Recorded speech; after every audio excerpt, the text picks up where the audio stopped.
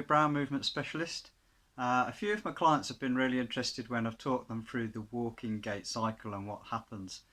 When we have injury and pain, our body will compensate by avoiding loading certain areas, certain sides, avoiding certain joint motions, avoiding certain foot connections.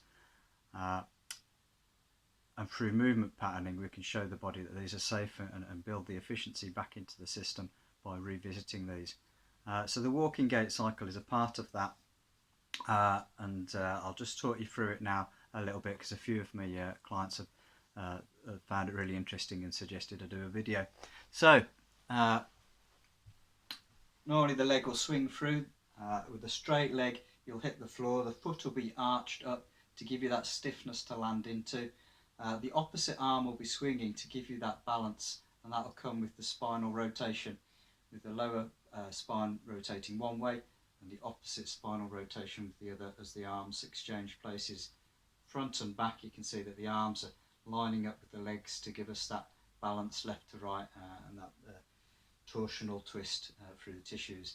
As the body toes off from the rear foot, you come over the top of the front foot and load in through there. So you go from a stiff arched foot with a straight leg into a slightly bent knee, going through a flat-footed stage here. And this is the only part of the walking cycle where we would go flat-footed.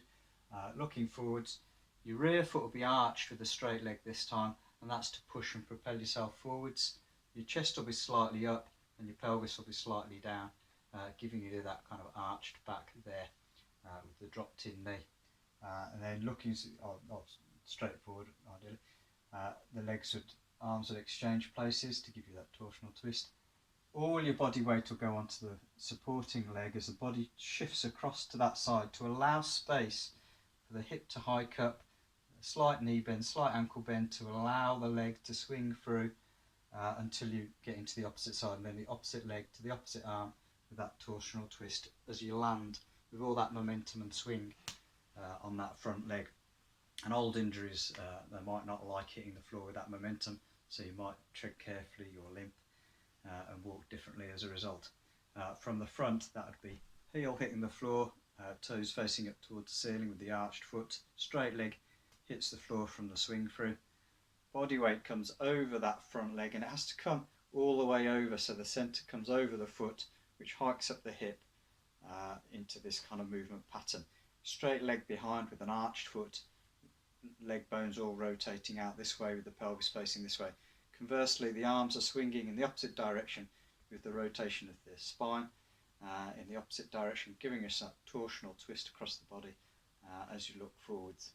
Again, what would happen is as the body weight stays over this side, the leg swings through, slightly bent, hip will hike up to give yourself room, and then the arms will be exchanging as you hit the floor there and going into that. So there's a lot more to it. Every joint will go through every range of motion in the walking gait cycle, unless of course compromised by movement patterns that have been disturbed by old injuries and pain. But I say, putting those movements back into the system, we can regain that efficiency, fluidity and freedom of movement in walking. I hope you've enjoyed that. Just put any questions or comments in the comments, or if you want to talk about it more, obviously we can chat through the clinic.